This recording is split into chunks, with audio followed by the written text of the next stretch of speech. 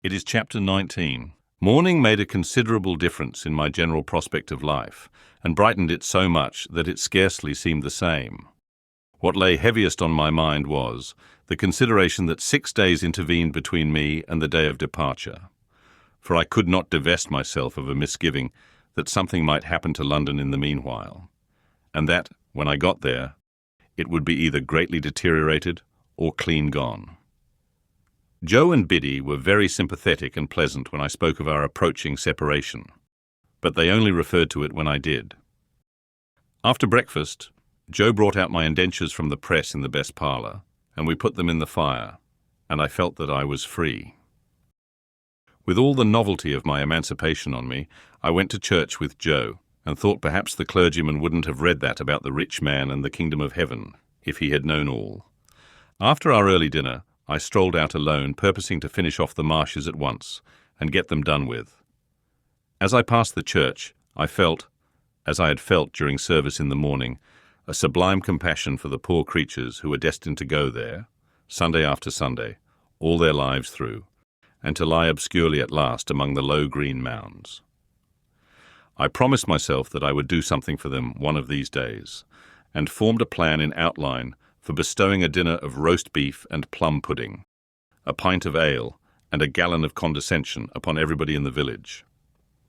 If I had often thought before, with something allied to shame, of my companionship with the fugitive whom I had once seen limping among those graves, what were my thoughts on this Sunday, when the place recalled the wretch, ragged and shivering, with his felon iron and badge?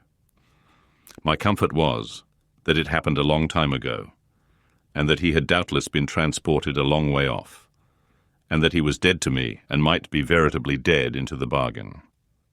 No more low, wet grounds, no more dykes and sluices, no more of these grazing cattle, though they seemed, in their dull manner, to wear a more respectful air now, and to face round, in order that they might stare as long as possible at the possessor of such great expectations. Farewell, monotonous acquaintances of my childhood. Henceforth I was for London and greatness, not for Smith's work in general and for you.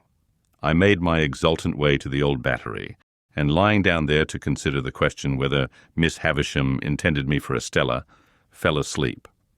When I awoke, I was much surprised to find Joe sitting beside me, smoking his pipe. He greeted me with a cheerful smile on my opening my eyes, and said, "As being the last time, Pip, I thought I'd follow. And Joe, I am very glad you did so." "Thank you, Pip." "You may be sure, dear Joe," I went on after we had shaken hands, "that I shall never forget you." "No, no, Pip," said Joe, in a comfortable tone. "I'm sure of that." "Aye, aye, old chap, bless you.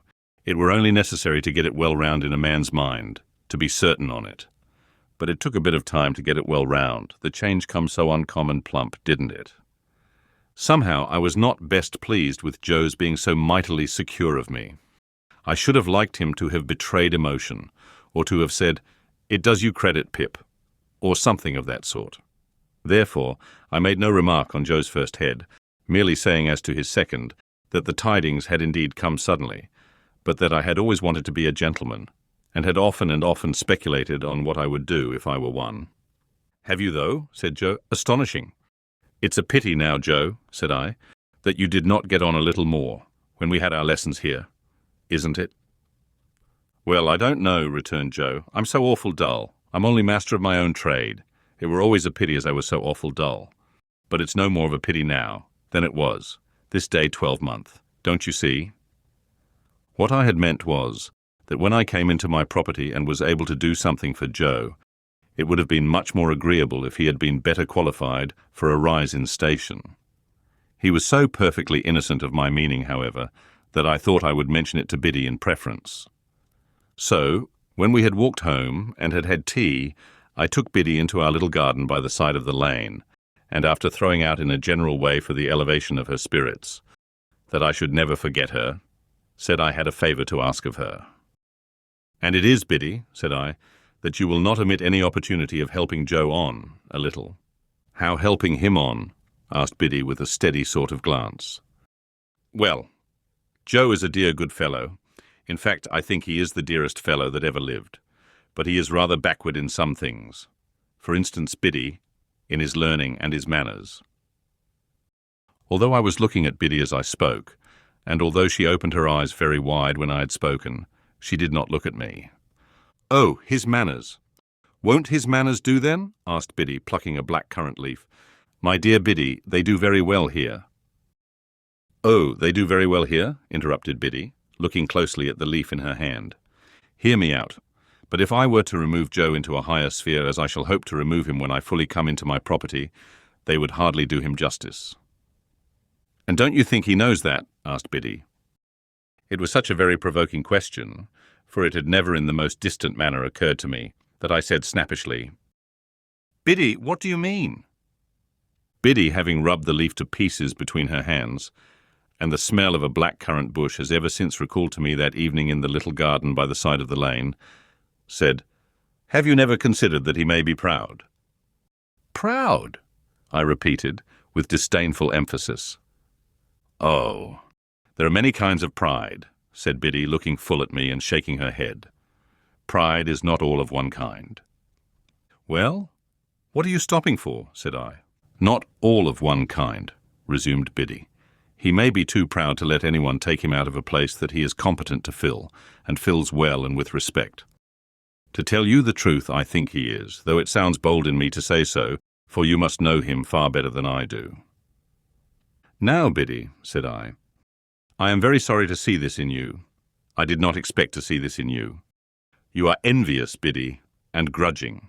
You are dissatisfied on account of my rise in fortune, and you can't help showing it." "If you have the heart to think so," returned Biddy, "say so. Say so over and over again if you have the heart to think so." "If you have the heart to be so, you mean, Biddy," said I, in a virtuous and superior tone. "Don't put it off upon me. I am very sorry to see it, and it's a bad side of human nature. I did intend to ask you to use any little opportunities you might have after I was gone, of improving dear Joe. But after this, I ask you nothing. I am extremely sorry to see this in you, Biddy." I repeated, It's a bad side of human nature." "Whether you scold me or approve of me," returned poor Biddy, "you may equally depend upon my trying to do all that lies in my power, here at all times, and whatever opinion you take away of me shall make no difference in my remembrance of you." "Yet a gentleman should not be unjust neither," said Biddy, turning away her head. I again warmly repeated that it was a bad side of human nature, in which sentiment waiving its application, I have since seen reason to think I was right, and I walked down the little path away from Biddy, and Biddy went into the house, and I went out at the garden gate and took a dejected stroll until supper time, again feeling it very sorrowful and strange that this, the second night of my bright fortunes, should be as lonely and unsatisfactory as the first. But morning once more brightened my view, and I extended my clemency to Biddy, and we dropped the subject. Putting on the best clothes I had, I went into town as early as I could hope to find the shops open, and presented myself before Mr. Trabb, the tailor, who was having his breakfast in the parlour behind his shop, and who did not think it worth his while to come out to me, but called me into him. "Well," said Mr. Trabb, in a hail-fellow, well-met kind of way, "how are you, and what can I do for you?" Mr. Trabb had sliced his hot roll into 3 feather beds, and was slipping butter in between the blankets and covering it up. He was a prosperous old bachelor, and his open window looked into a prosperous little garden and orchard, and there was a prosperous iron safe let into the wall at the side of his fireplace, and I did not doubt that heaps of his prosperity were put away in it in bags. "Mr. Trabb," said I, "it's an unpleasant thing to have to mention because it looks like boasting, but I have come into a handsome property." A change passed over Mr. Trabb. He forgot the butter in bed, got up from the bedside, and wiped his fingers on the tablecloth, exclaiming, "Lord bless my soul."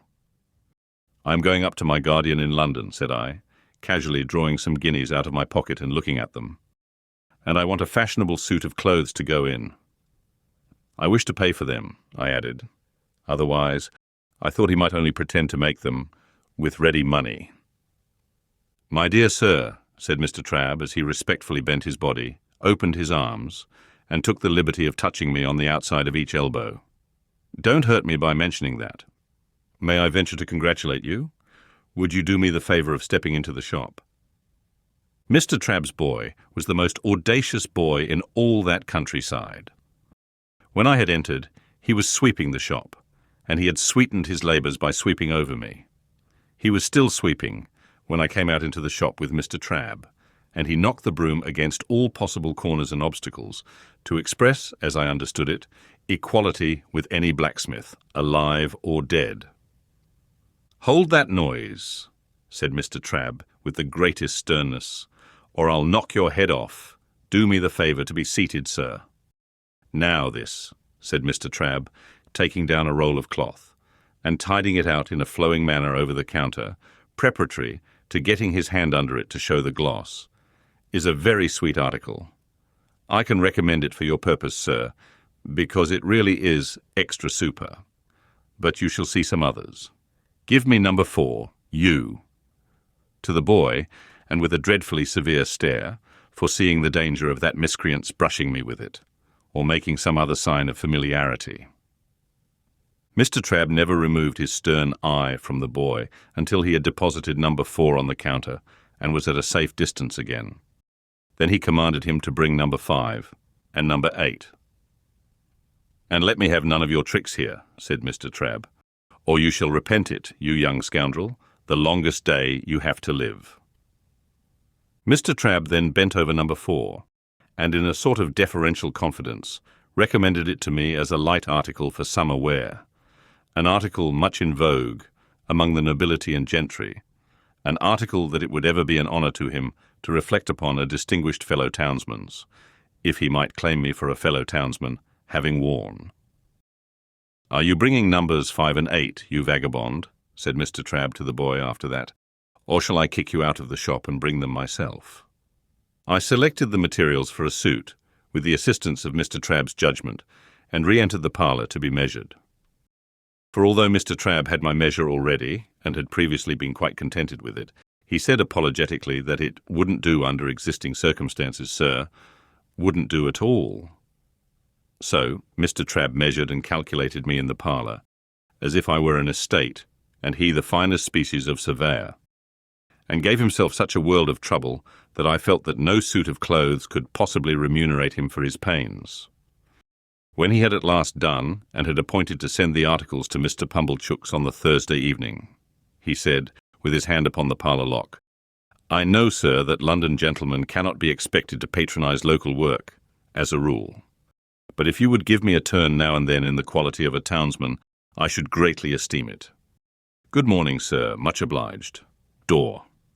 The last word was flung at the boy, who had not the least notion what it meant. But I saw him collapse as his master rubbed me out with his hands, and my first decided experience of the stupendous power of money was that it had morally laid upon his back Trabb's boy. After this memorable event, I went to the hatters and the bootmakers and the hosiers, and felt rather like Mother Hubbard's dog, whose outfit required the services of so many trades. I also went to the coach office and took my place for 7 o'clock on Saturday morning. It was not necessary to explain everywhere that I had come into a handsome property, but whenever I said anything to that effect, it followed that the officiating tradesman ceased to have his attention diverted through the window by the High Street, and concentrated his mind upon me. When I had ordered everything I wanted, I directed my steps towards Pumblechook's, and as I approached that gentleman's place of business, I saw him standing at his door. He was waiting for me with great impatience. He had been out early with the chaise cart, and had called at the forge and heard the news. He had prepared a collation for me in the Barnwell parlour, and he too ordered his shopman to come out of the gangway as my sacred person passed. "My dear friend," said Mr. Pumblechook, taking me by both hands, when he and I and the collation were alone, "I give you joy of your good fortune. Well deserved, well deserved." This was coming to the point, and I thought it a sensible way of expressing himself. "To think," said Mr. Pumblechook, after snorting admiration at me for some moments, That I should have been the humble instrument of leading up to this is a proud reward. I begged Mr. Pumblechook to remember that nothing was to be ever said or hinted on that point. "My dear young friend," said Mr. Pumblechook, "if you will allow me to call you so." I murmured certainly, and Mr. Pumblechook took me by both hands again and communicated a movement to his waistcoat, which had an emotional appearance, though it was rather low down. "My dear young friend, rely upon my doing my little all in your absence, by keeping the fact before the mind of Joseph." "Joseph," said Mr. Pumblechook, in the way of a compassionate adjuration. "Joseph, Joseph." Thereupon he shook his head and tapped it, expressing his sense of deficiency in Joseph. "But my dear young friend," said Mr. Pumblechook, "you must be hungry, you must be exhausted. Be seated. Here is a chicken had round from the boar. Here is a tongue had round from the boar. Here's one or two little things had round from the boar, that I hope you may not despise." "But do I," said Mr. Pumblechook, getting up again the moment after he had sat down, "see afore me him as I ever sported with in his times of happy infancy, and may I, this may I meant might he shake hands. I consented, and he was fervent, and then sat down again. "Here is wine," said Mr. Pumblechook. "Let us drink, thanks to fortune, and may she ever pick out her favourites with equal judgment. And yet I cannot," said Mr. Pumblechook, getting up again, "see afore me one, and likewise drink to one, without again expressing, may I. I said he might, and he shook hands with me again, and emptied his glass and turned it upside down. I did the same, and if I had turned myself upside down before drinking, the wine could not have gone more direct to my head. Mr. Pumblechook helped me to the liver wing, and to the best slice of tongue, none of those out-of-the-way no thoroughfares of pork now, and took, comparatively speaking, no care of himself at all. "Ah, poultry, poultry, you little thought," said Mr. Pumblechook, apostrophizing the fowl in the dish, "when you was a young fledgling, what was in store for you. You little thought you was to be refreshment beneath this humble roof for one, as, call it a weakness, if you will," said Mr. Pumblechook, getting up again. "But may I? It began to be unnecessary to repeat the form of saying he might, so he did it at once. How he ever did it so often without wounding himself with my knife, I don't know. "And your sister," he resumed after a little steady eating, "which had the honour of bringing you up by hand. It's a sad picture to reflect that she's no longer equal to fully understanding the honour. I saw he was about to come at me again, and I stopped him. "We'll drink her health," said I. "Ah," cried Mr. Pumblechook, leaning back in his chair, quite flaccid with admiration. "That's the way you know him, sir. I don't know who sir was, but he certainly was not I, and there was no third person present. That's the way you know the noble-minded sir, ever forgiving and ever affable." "It might," said the servile Pumblechook, putting down his untasted glass in a hurry and getting up again, "to a common person have the appearance of repeating, but may I." When he had done it, he resumed his seat and drank to my sister. "Let us never be blind," said Mr. Pumblechook, "to her faults of temper, but it is to be hoped she meant well." At about this time, I began to observe that he was getting flushed in the face. As to myself, I felt all face, steeped in wine and smarting. I mentioned to Mr. Pumblechook that I wished to have my new clothes sent to his house, and he was ecstatic on my so distinguishing him. I mentioned my reason for desiring to avoid observation in the village, and he lauded it to the skies. There was nobody but himself, he intimated, worthy of my confidence, and, in short, might he. Then he asked me tenderly if I remembered our boyish games at sums, and how we had gone together to have me bound apprentice, and in effect, how he had ever been my favourite fancy and my chosen friend. If I had taken 10 times as many glasses of wine as I had, I should have known that he never had stood in that relation towards me, and should in my heart of hearts have repudiated the idea. Yet for all that, I remember feeling convinced that I had been much mistaken in him, and that he was a sensible, practical, Good-hearted prime fellow. By degrees he fell to reposing such great confidence in me as to ask my advice in reference to his own affairs. He mentioned that there was an opportunity for a great amalgamation and monopoly of the corn and seed trade on those premises, if enlarged, such as had never occurred before in that or any other neighbourhood.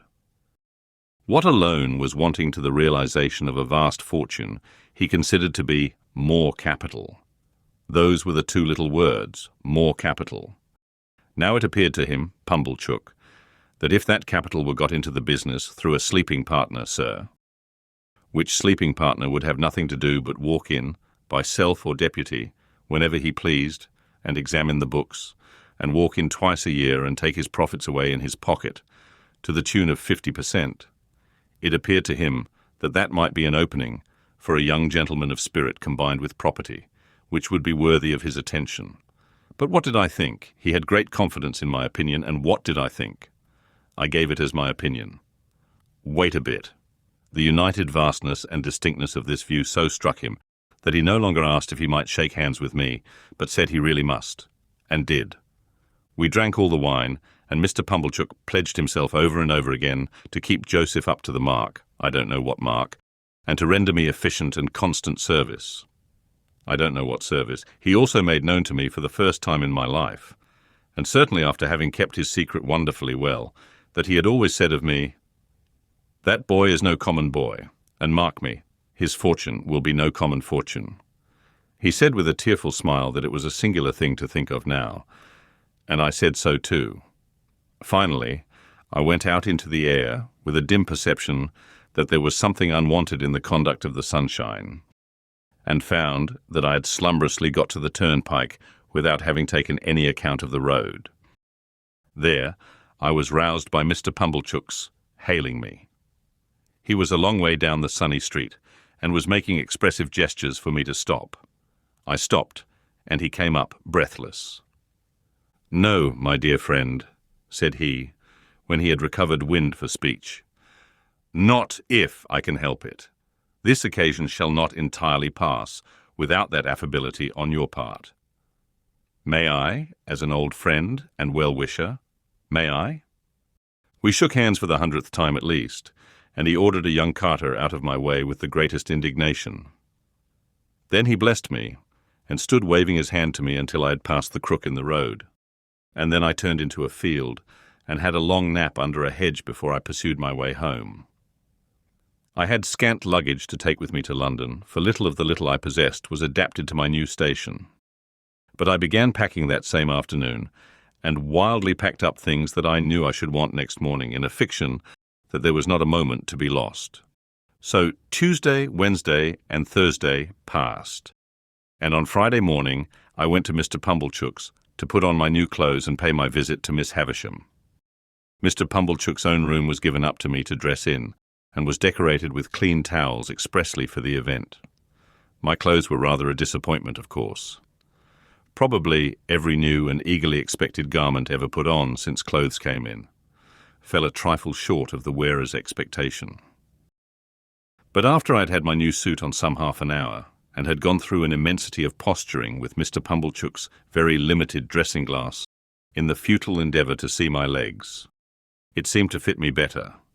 It being market morning at a neighbouring town some 10 miles off, Mr. Pumblechook was not at home.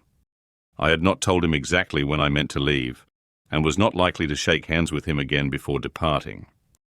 This was all as it should be, and I went out in my new array, fearfully ashamed of having to pass the shopman, and suspicious after all that I was at a personal disadvantage, something like Joe's in his Sunday suit. I went circuitously to Miss Havisham's by all the back ways, and rang at the bell constrainedly, on account of the stiff, long fingers of my gloves. Sarah Pocket came to the gate and positively reeled back when she saw me so changed, her walnut-shell countenance likewise turned from brown to green and yellow. "You?" said she. "You? Good gracious! What do you want?" "I'm going to London, Miss Pocket," said I, "and want to say good-bye to Miss Havisham." I was not expected, for she left me locked in the yard, while she went to ask if I were to be admitted. After a very short delay, She returned and took me up, staring at me all the way. Miss Havisham was taking exercise in the room with the long spread table, leaning on her crutch stick. The room was lighted as of yore, and at the sound of our entrance, she stopped and turned. She was then just abreast of the rotted bride cake. "Don't go, Sarah," she said. "Well, Pip?" "I start for London, Miss Havisham, tomorrow." I was exceedingly careful what I said, and I thought you would kindly not mind my taking leave of you. "This is a gay figure, Pip," said she, making her crutch stick play round me, as if she, the fairy godmother who had changed me, were bestowing the finishing gift. "I have come into such good fortune since I saw you last, Miss Havisham," I murmured, "and I am so grateful for it, Miss Havisham." "Aye, aye," said she, looking at the discomfited and envious Sarah with delight. "I have seen Mr. Jaggers. I have heard about it, Pip. So you go tomorrow?" "Yes, Miss Havisham." "And you are adopted by a rich person?" "Yes, Miss Havisham." "Not named?" "No, Miss Havisham." "And Mr. Jaggers is made your guardian?" "Yes, Miss Havisham."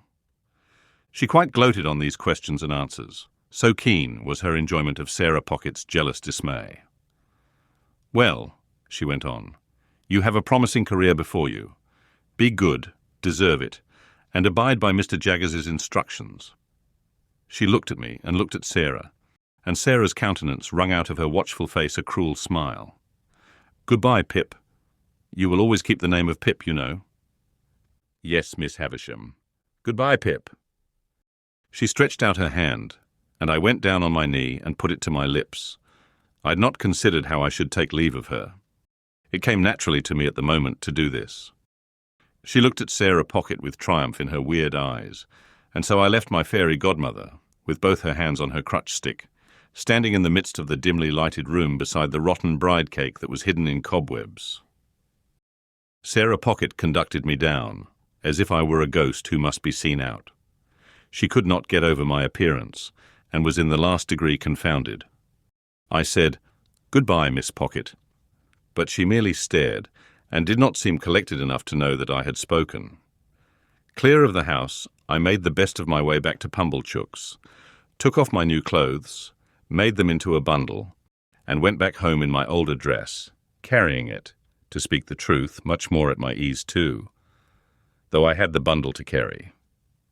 And now those 6 days which were to have run out so slowly, had run out fast and were gone, and tomorrow looked me in the face more steadily than I could look at it. As the 6 evenings had dwindled away, to 5, to 4, to 3, to 2, I had become more and more appreciative of the society of Joe and Biddy. On this last evening I dressed myself out in my new clothes for their delight, and sat in my splendour until bedtime. We had a hot supper on the occasion, graced by the inevitable roast fowl, and we had some flip to finish with. We were all very low, and none the higher for pretending to be in spirits. I was to leave our village at 5 in the morning, carrying my little hand portmanteau, and I had told Joe that I wished to walk away all alone. I am afraid, sore afraid, that this purpose originated in my sense of the contrast there would be between me and Joe if we went to the coach together. I had pretended with myself that there was nothing of this taint in the arrangement. But when I went up to my little room on this last night, I felt compelled to admit that it might be so, and had an impulse upon me to go down again and entreat Joe to walk with me in the morning. I did not. All night there were coaches in my broken sleep, going to wrong places instead of to London, and having in the traces now dogs, now cats, now pigs, now men, never horses. Fantastic failures of journeys occupied me until the day dawned, and the birds were singing. Then I got up and partly dressed, and sat at the window to take a last look out, and in taking it fell asleep. Biddy was astir so early to get my breakfast, that although I did not sleep at the window an hour, I smelt the smoke of the kitchen fire, when I started up with a terrible idea that it must be late in the afternoon. But long after that, and long after I had heard the clinking of the teacups and was quite ready, I wanted the resolution to go downstairs. After all, I remained up there, repeatedly unlocking and unstrapping my small portmanteau, and locking and strapping it up again, until Biddy called to me that I was late.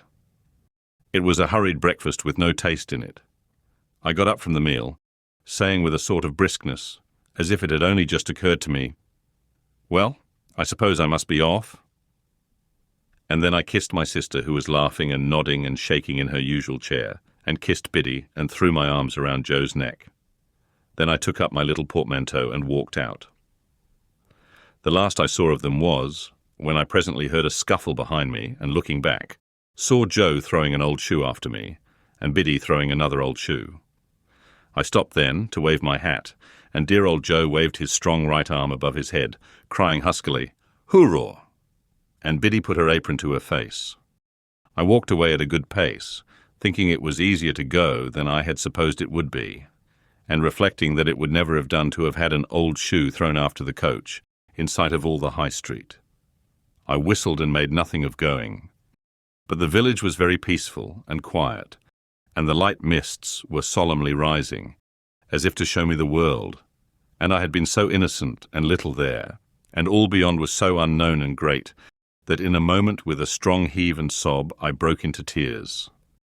It was by the finger-post at the end of the village, and I laid my hand upon it and said, "Goodbye, oh my dear, dear friend. Heaven knows we need never be ashamed of our tears, for they are rain upon the blinding dust of earth, overlying our hard hearts. I was better after I had cried them before, more sorry, more aware of my own ingratitude, more gentle. If I had cried before, I should have had Joe with me then." So subdued I was by those tears, and by their breaking out again in the course of the quiet walk, that when I was on the coach, and it was clear of the town, I deliberated with an aching heart whether I would not get down, when we changed horses and walk back, and have another evening at home, and a better parting. We changed, and I had not made up my mind, and still reflected for my comfort that it would be quite practicable to get down and walk back when we changed again. And while I was occupied with these deliberations, I would fancy an exact resemblance to Joe in some man coming along the road towards us, and my heart would beat high, as if he could possibly be there. We changed again, and yet again, and it was now too late and too far to go back, and I went on. And the mists had all solemnly risen now, and the world lay spread before me. This is the end of the first stage of Pip's expectations.